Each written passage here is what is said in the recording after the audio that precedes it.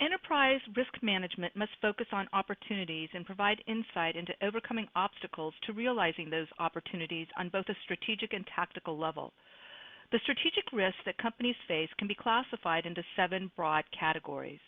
This following list from Rotman, the magazine of the Rotman School of Management, is not inclusive, but it does represent a good starting point and categorization scheme. Categories include industry margin squeeze, technology shift, brand erosion, one-of-a-kind competitor, customer priority shift, new project failure, and market stagnation. The following discussion looks at 7 steps to effective risk management.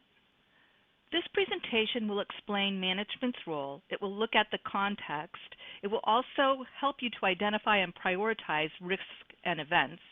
We will discuss how to choose tools for risk and event identification and assessment. We'll also look at the upside. We'll discuss how existing processes can mitigate risk and exploit opportunity. And finally, we'll link risk management to overall governance, risk, and compliance. Management's role, often executed in a structured setting, is to engage in risk assessment and prioritization through purely qualitative assessment and gut feel based on experience. Although simpler, the results must stand up to scrutiny from knowledge experts and experienced practitioners.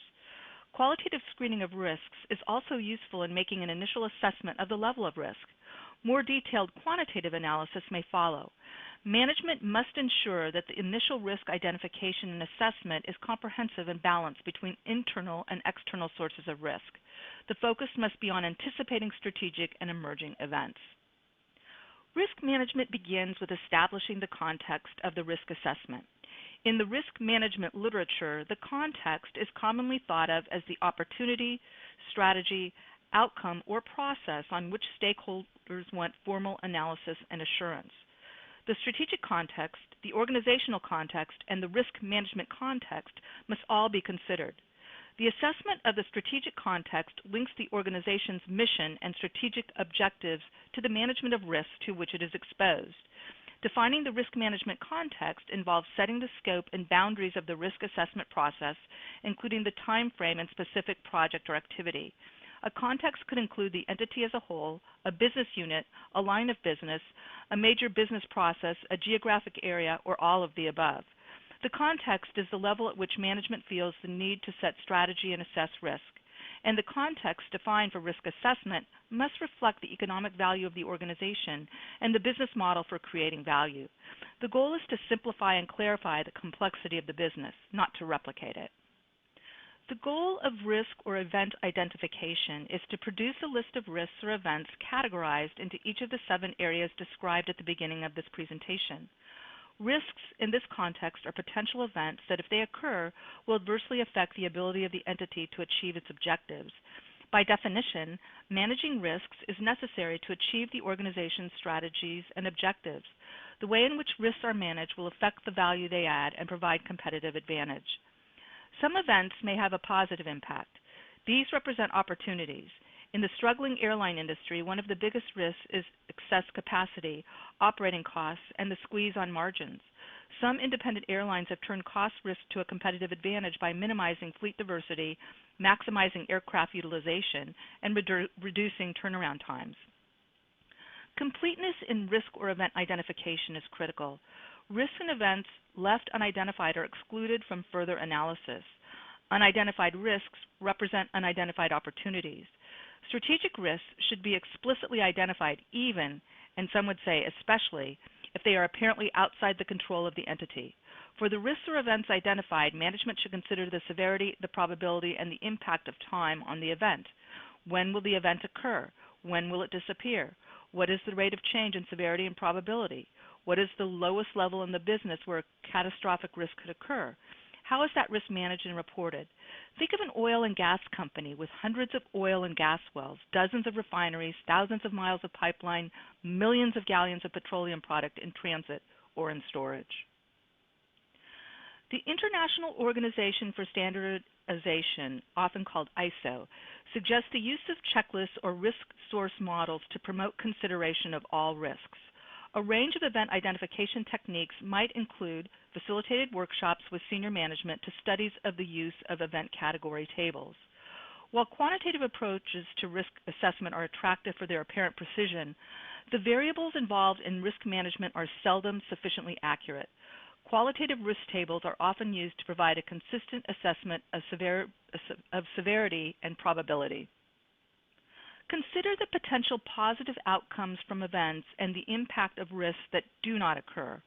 Risk management should add value at the strategic level, and the value must come from strategic decisions based on a careful analysis of and response to risks and events. The following table takes into account the strategic risks highlighted at the beginning of this presentation with the appropriate countermeasures documented.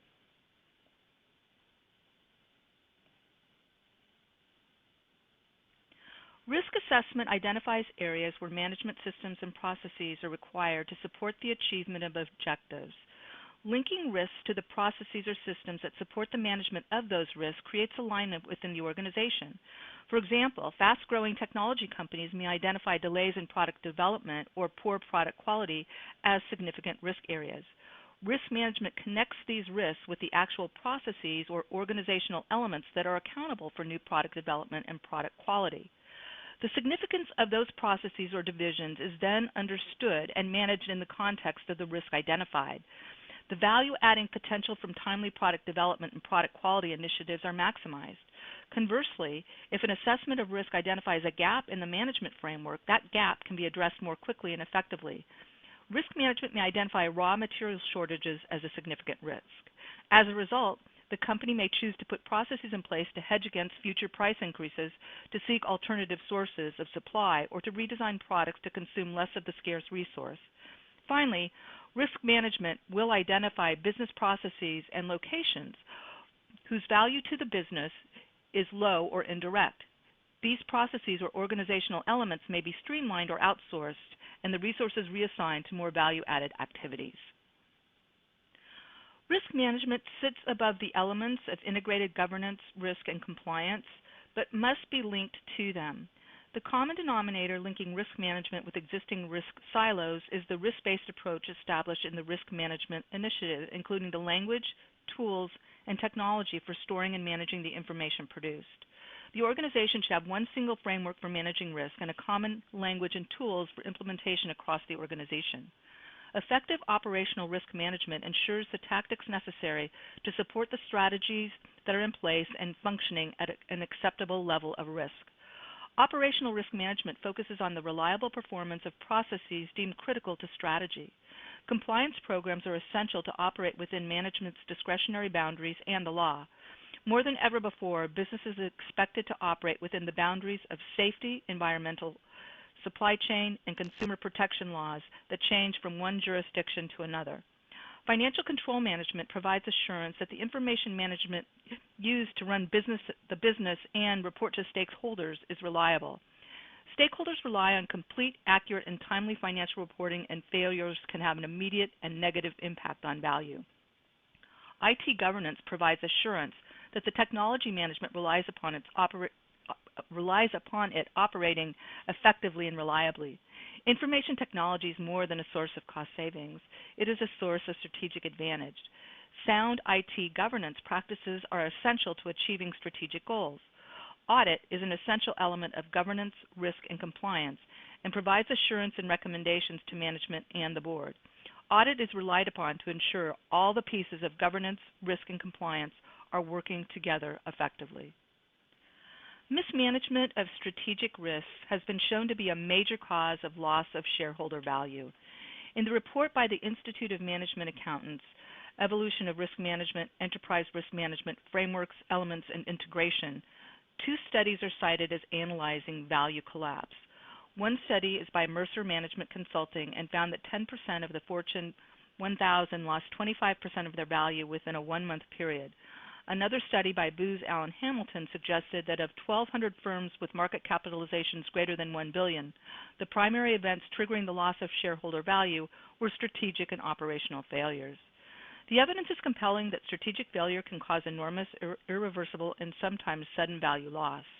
Are these losses predictable and avoidable? Can strategy be made more resilient by enterprise risk management? Clearly, many companies do avoid strategic failure and thrive in adverse circumstances. Proving that risk management will prevent or mitigate strategic failure may be difficult, but the tools for implementing risk management are readily available. Implementation is not complex, and the cost is not high compared to the cost of failure. It is easier to argue that the time has come when enterprise risk management should be a standard management practice. The following includes the reference used in this presentation.